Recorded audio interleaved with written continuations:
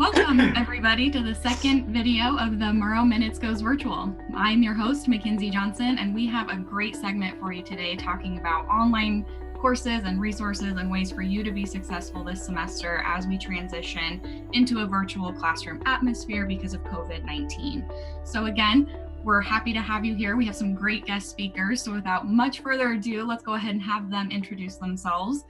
As always, we have a couple of our awesome student ambassadors with us. So I'll turn it over to Katie to introduce herself first, and we'll kind of get started here. So Katie, take it away. Hi everyone, my name is Katie Duncan and I am the president of the Murrow Ambassadors. I am a junior here at Washington State University this year, and I'm studying public relations and risk and crisis communication.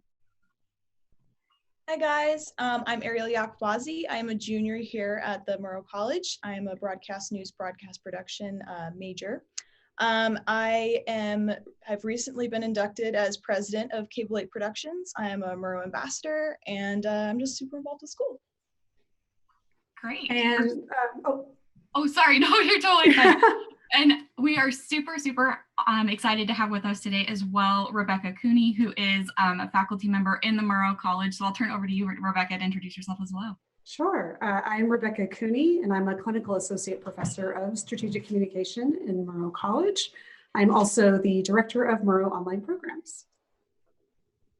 Fantastic. So like I said, we have some great speakers here to answer some questions that you guys might have had about what it's like to be online, how to be successful, what are the struggles, what are the positives.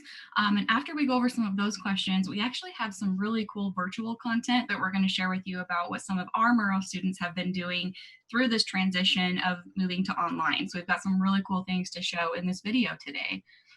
To start out though, I think it's really important to start out with talking to the students about their perspective and what it's like to be in online or virtual courses this semester. So to turn it over back to Katie and Ariel, how have you guys had to personally adjust to these online virtual courses this semester? Like, what are some things that you've had to do in your schedules or in your time to make sure that you can be successful in these courses? I think one thing for me was really just trying to keep my headspace the same. I think when you're home and it's very school focused and it's really in the front of your mind, but when you get home or your friends aren't around, it's easy to kind of drift and do anything, lay on the couch. It's a lot easier. So I think the adjustment I had to make was almost not adjusting, is making sure I was staying in my school mode to keep myself productive. And I think helping for that adjustment is just remembering that we're all here for a reason. We're all going through this tricky time, but we can all get through it, and just keep it in that headspace to keep these last 3-ish weeks strong for us. Yeah, I definitely agree with Katie. It is a little bit difficult, I do admit, to maintain that same motivation that you would if you were going into class, but it is a lot easier in the sense that you have a little bit more time. You know, you have some time to spread your day out, and you can relax a little bit.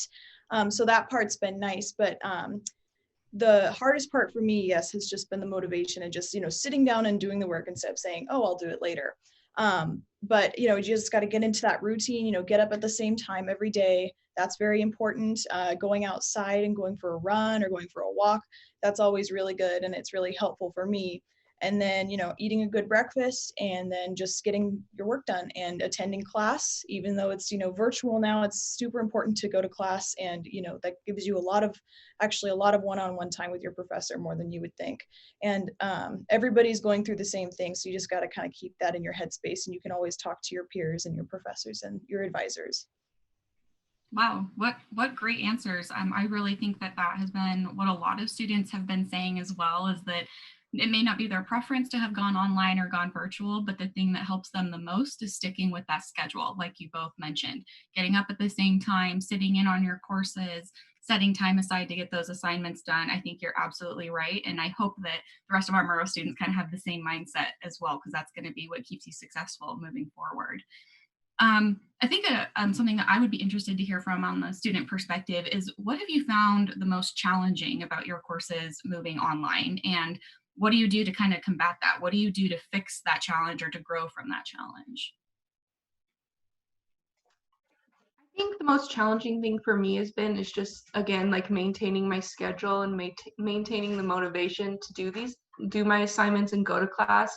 So one thing I've done to combat that is I'm back home, so I've kind of created a space in my parents' house. It's kind of like my office. So when I go in there, it's time for school. I'm not laying in my bed, even though I would really wish to be on my Zoom calls in bed, but I really make sure I'm getting up at the same time, like Ariel said, just kind of keeping my same schedule as hard as it can be being at home. But I really just dedicate that time from 9 to 5 or wherever my day takes me to be like in school, kind of like a job. People here, my parents are working from home, so it's kind of just keeping with that schedule and making sure that I have a place in a space that my head knows it's time for school. Yeah, for sure. Going back to that, the hard part of like, getting motivated and everything, that's definitely been a challenge. And also I'm in a particular course where it's very hands-on, and we learn a lot of different things, like a way to be a news anchor and a way to be a really good multimedia journalist.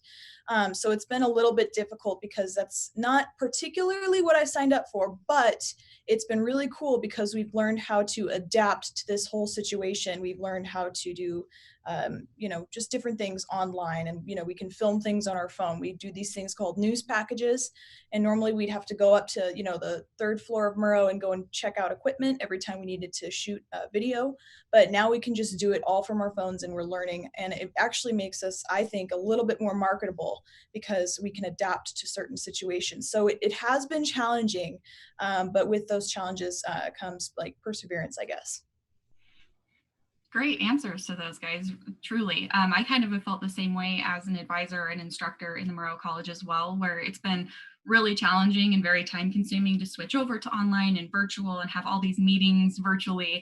But at the same time, I've also learned a lot about a lot of different platforms and people in the college and working on different teams that you never thought that you would work on. And I think you're absolutely right. Being adaptable and showing that you can be flexible and that you can work through something like this is going to look great on your resume, right? It's going to be a great way to say, hey, all of this stuff came up as here, but here's all the things that I did in the meantime, right? Here's how I stayed strong in my career, how I still built on all of these skills that I had. So that's great. Way to turn those challenges into something you could absolutely learn from. Conversely to that, what have you guys enjoyed about your online courses or things moving virtually this semester? What's been something that you've been like, wow, this is really cool or really fun? I'm really enjoying the flexibility. I'm, like I said, staying on the schedule, but because I'm at home, because I'm not on campus, I can be really flexible with what I spend my time on and how much time I get to spend on things. So I find myself getting to like really dive into some of these assignments that I might have just kind of tried to get through, but I feel like I'm really like learning and trying to take that upon myself to learn the material because I do have that little bit of extra time. I'm also enjoying, I think our professors are really working hard to make Zoom really fun and creative and make classes and the assignments something that we want to do and something that's really going to benefit us in the long run. So I think that's been my favorite part, is seeing the faculty and the staff really adapt and help us like have that willingness to learn, because it's just really exciting, because I think it could get mundane, but our faculty here has made it really fun, and these assignments make it feel like you're still in Pullman even when you're not.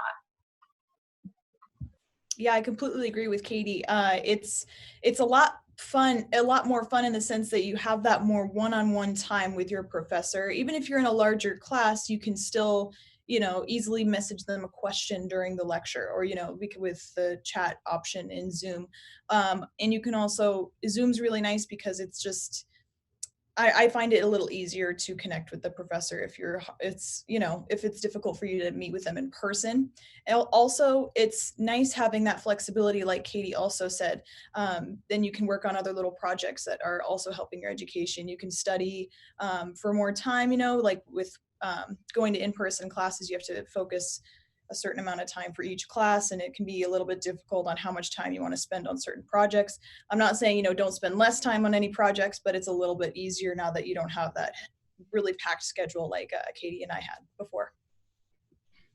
That's great. I'm glad to hear that you guys are enjoying a lot of the components of moving virtually. Like we've said, it wasn't anything that anyone else signed up for. The students, the faculty, the staff, it's not like we begged for this to happen, but being that flexible and that adaptable really, I think, does show through some of the positive things that have come out of this. So thank you so much for sharing those. Before we kind of move into asking Rebecca some of the same questions, do you guys have any other tips that you want to share to students about how to be successful in these virtual courses? I know that you guys have shared a little bit about that already, but do you have anything else that you want to add about what you would maybe suggest, especially to maybe a first year student who maybe has never taken an online class before? I think my biggest tip would be have a planner or have somewhere where you're writing all of your assignments, all of your classes down, because there is so much being thrown at you and it's almost more on your shoulders now because there's not a professor every Monday, Wednesday, Friday reminding you of that paper or that quiz that's due. So I'd really say lean on that planner or to-do list. It really just lays out what you have left to do and helps you to keep organized and make sure you get all those assignments in on time. Again, I've got to agree with Katie, having a planner and just making to-do lists. I have my planner, and then I have a separate little notebook that I use, and I'll do a little to-do lists on like what I should be doing for each of those projects that are due. So yes, very good to have a planner. Also, accept the fact that this is a very difficult and trying situation in time, but yes, other people are also going through it. So talk to your peers, talk to your friends, talk to your family about it, talk to your professors. That's totally okay. And it's totally okay to accept that that we are going through this time. I think also making some time just to relax. I think that's totally fine. I mean, yes, stay on your schedule and, work hard and use that extra time to, get some, extra work done, but also leave some time where you can just breathe, go take a walk, go make a coffee, or just take a few minutes just to relax. A study break, those are completely granted, I guess. So, but yeah, other than that, just, keep your schedule and leave some time for yourself, but also talk to people. Great advice from both of our student ambassadors, and Ariel actually gave a great segue into the video that we're releasing next week, which is actually going to be how to take care of yourself during this quarantine time as a student, as a person, as a family member, as a friend. What are the things that you can do in your community to stay positive, to stay healthy, and even just to find some fun things to do while you're stuck inside during this now turning beautiful weather, at least in the Pullman Moscow area. So be sure to stay tuned with us next week when we kind of go over some of that for sure.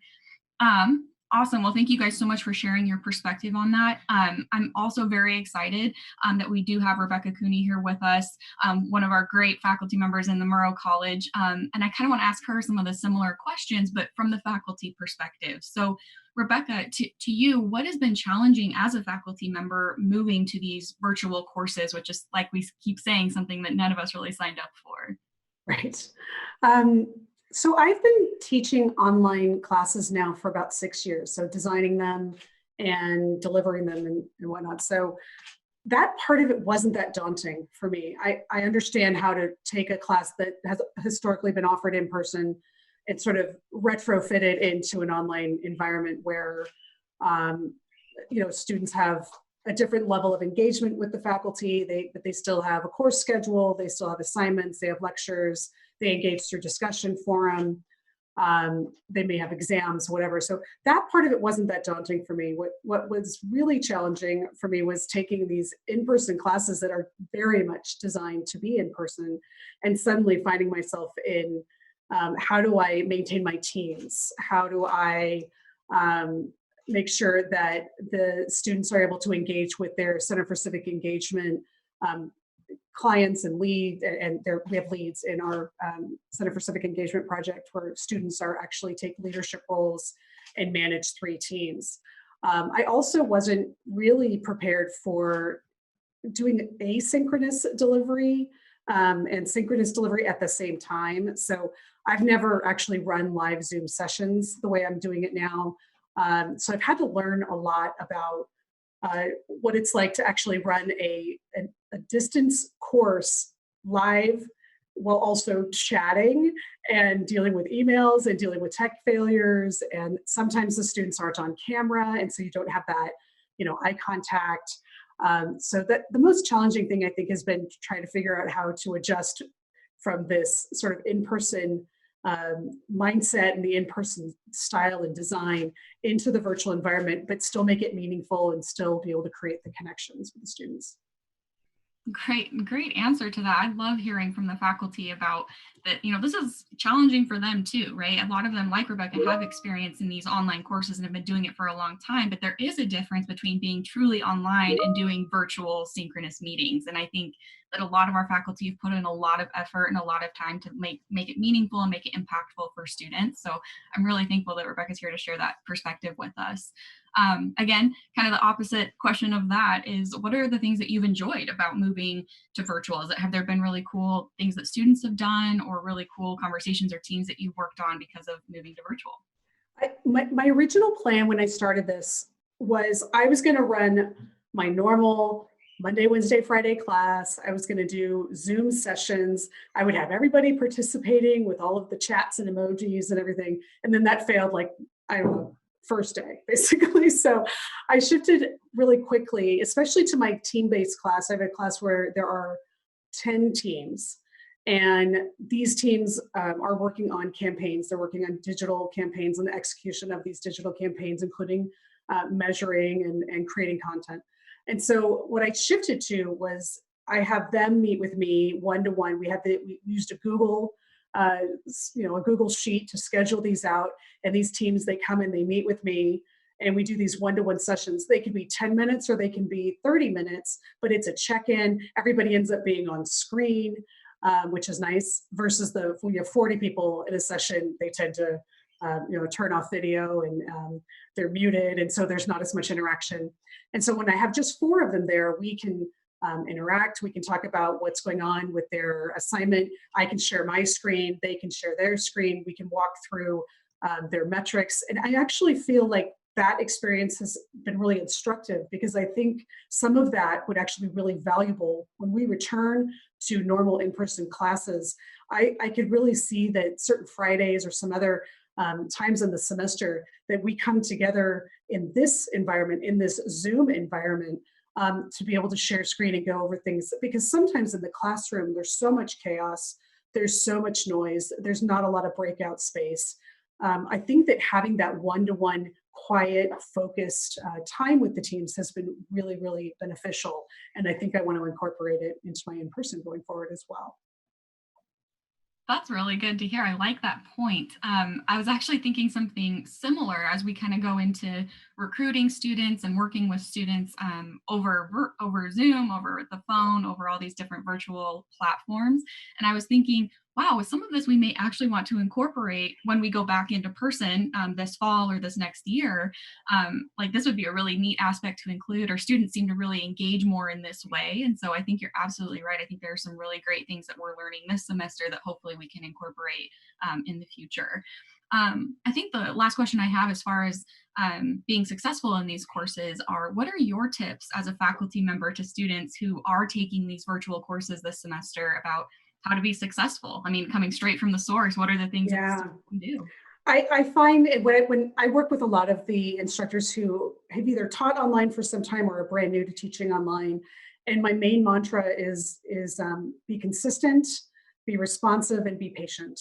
If you are those things, most students will respond very, very well. What students, I think, get frustrated by or start to lose confidence in is a faculty member who is not organized, who is not sticking to a schedule, who is adjusting things and switching things around constantly, not being consistent in where they place materials, how they communicate with students, how they are just going about the daily process. Not to say that faculty can't adjust as things don't work. I certainly have through this process, but I think that if they're consistent and they're responsive, they're a bit transparent, and acknowledging that they too are learning as they go, being humble, being accessible, and mostly being very, very communicative. So when a student has a question, whether it's through a live session or through email or through some other mechanism, like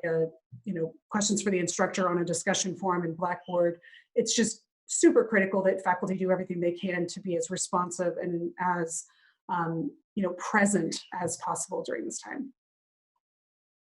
Absolutely. And I think the same goes for the students on the other side as well, as making sure that they're engaging and making sure they're showing up on time and being present in those classes in order to be successful. I definitely think that it's a two-way street.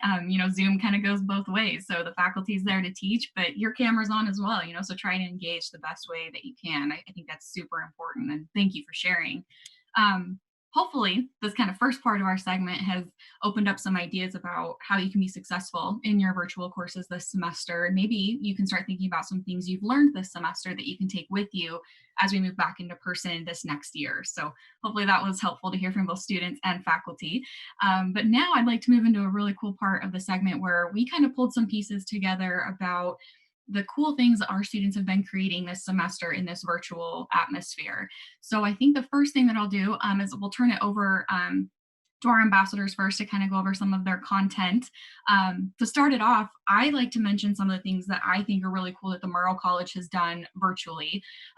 One of the things that I'm really excited about is our ambassador team really jumped in and said, we should create these videos, we should reach out to students, we should get a virtual tour, we should still be reaching out to our future and current populations. And so we've definitely been doing that, and it's been a lot of fun.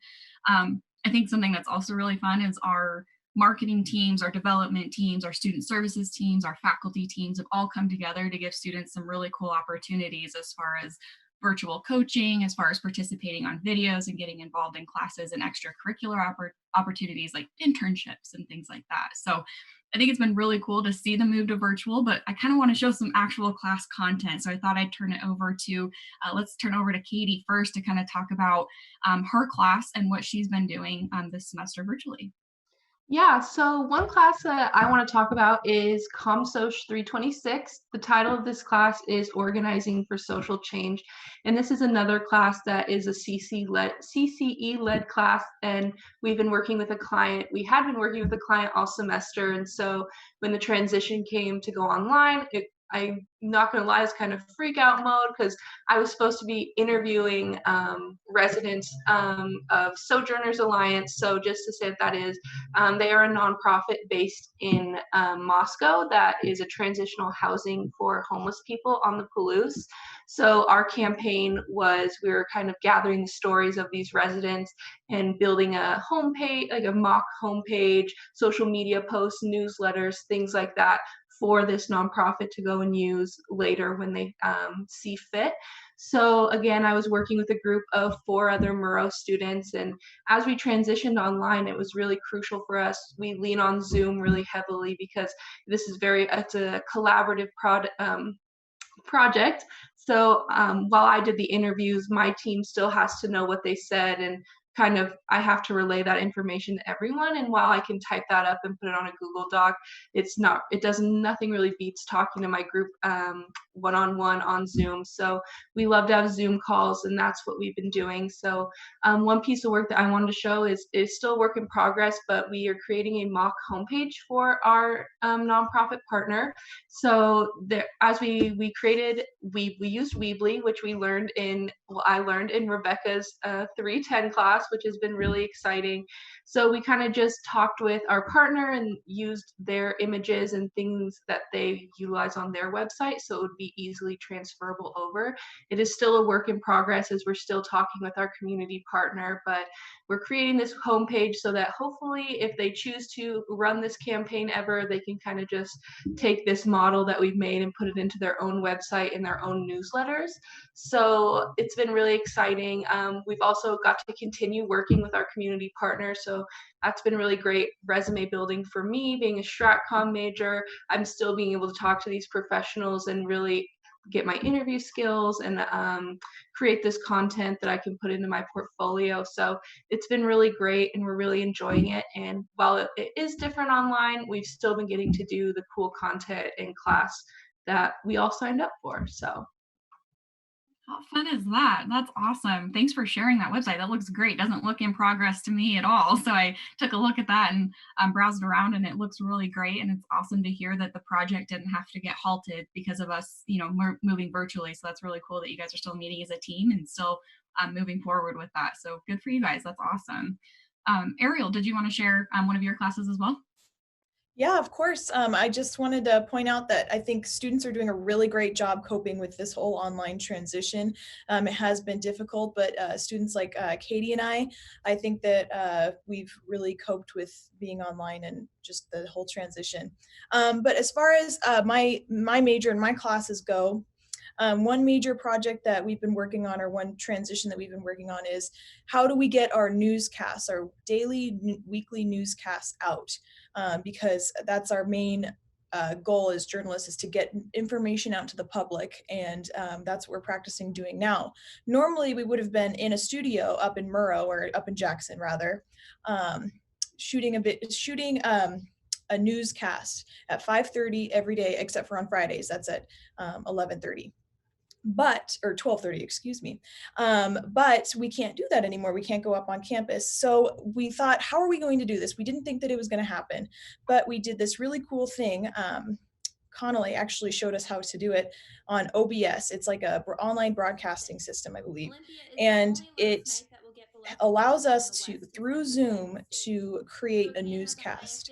It's actually really cool. I did clip together a little bit of a piece here, and it's allowed us to do weather and do sports. We can make our own headlines, which we all did before anyway, but now we can do it virtually, which is actually really cool. And I don't think a lot of other students across the country have done it particularly this way. We do it live. You can stream it to YouTube as you're creating it.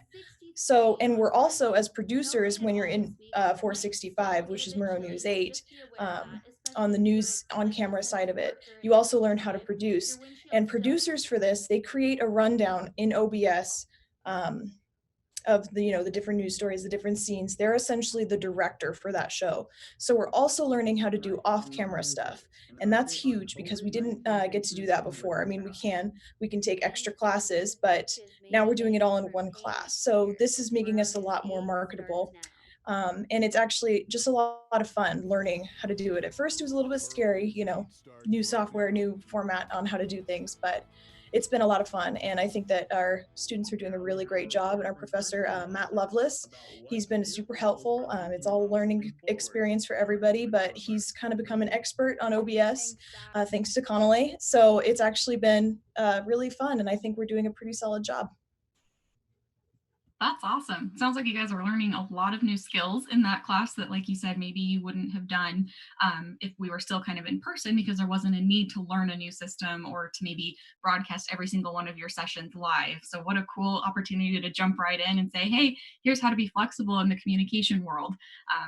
Those are really cool skills in both classes. And I'm glad to hear that both Katie's class and Ariel's classes have still kind of moved on, right? They were heavy in-person, heavy teamwork-based classes, and our faculty and our students worked really hard to make sure that those projects can still happen as planned, and that, for example, in Ariel's class, we can still get the news out to the community. So that great job to their faculty, great job to them themselves and working hard. And we look forward to the kind of the final projects that you guys put together in those classes. Hopefully we'll be able to share a little bit of that. In addition to our ambassadors sharing some of their classwork, I also wanted to turn it over again to Rebecca to showcase some of the cool work that her students have been doing. As she kind of talked about before, she's been putting a lot of effort into making this a really immersive, really impactful experience for students as we move virtually. So I'll turn it over to you, Rebecca, to talk about some of the cool experiences that your students have had. Sure. As we talked about this, what to show, I had a few ideas, but I'm choosing to showcase COMSTRAT 310 digital content promotion, not only because it's very much designed to be an in-person class. And so that was probably my biggest challenge.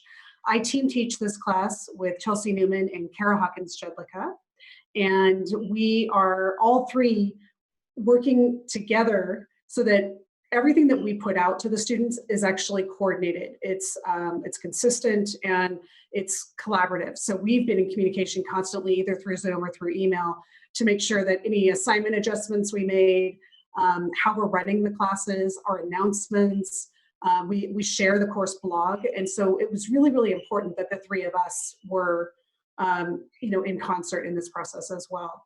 So with the 310 students, I share an example with this group of one class called, one group called Boca Lens. And in this class, students come up with a mock company. They create full brand and messaging. They create website. and Facebook and Instagram social media channels. They run 2 campaigns.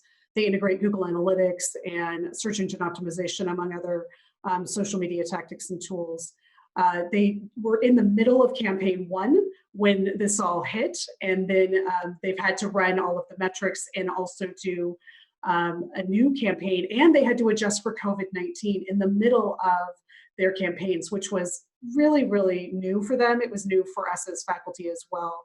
And so they were already going along with this messaging about their various restaurants or innovation, or Boca Lens, for example, is an application for photographers who sort of like I don't know, it's kind of like an Uber Eats for photographers, where people could order, essentially call upon freelance photographers at the quick, so they can do maybe a photo shoot for a graduation or a bridal shower or whatever, family photo shoot. And so they had to adjust completely because photographers aren't working. And so all of their messaging shifted. But we come together every week and we meet one-to-one through Zoom. And we go through their campaigns. We talk about metrics. We talk about how they're going to adjust.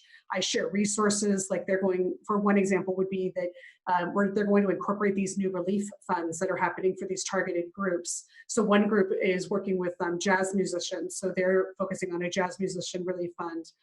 Boca's got one that's specific to photographers. And so they're incorporating those into the campaign as well. And they're also using all of the trending hashtags and really trying to increase engagement, building awareness, doing social responsibility while also learning. So it's all happening at once, and it's been incredibly instructive. And I've spoken to Kara and Chelsea on a regular basis, and they're sharing the same results in their classes as well. That's really great to hear. I hear and I talk about actually COMSTRAT 310 a lot when we do recruitment presentations, when we talk to current students. It's just such a great class to learn a bunch of different skills and apply it to one company, like you said, the company that they choose to create. And the online component of that class, working together to build those social media posts, to build that website, is certainly, I think, like you said, done better in person, right? It's a lot more challenging to have those meetings over Zoom, but it sounds like it's working really great. And the examples that you shared with us look awesome. We're excited to show those to both future students and current students. So hopefully you guys get a chance to check that out. I think that pretty much wraps up everything that we wanted to talk about here today. But thank you all so much for joining us, our awesome guest speakers, our student ambassadors, and Rebecca here today with us as well. Big shout out to those on the other end helping us with graphics and recording. That's Conole over on the other side. So thank you guys so much for helping put this together for our students. Be sure to tune in next week. We're going to have an awesome video that I already mentioned a little bit about, where we're going to be going over some really cool quarantine ideas and things that you can do to stay safe, but stay engaged and stay physically and mentally healthy. It's definitely, like Ariel said, a challenge for all of us, and we're all going through it together. So I think just coming together and sharing some ideas will be really helpful. And hopefully you guys can tune in and watch a little bit of that next week. So until then, stay safe, stay healthy, and go Cougs. Go Cougs.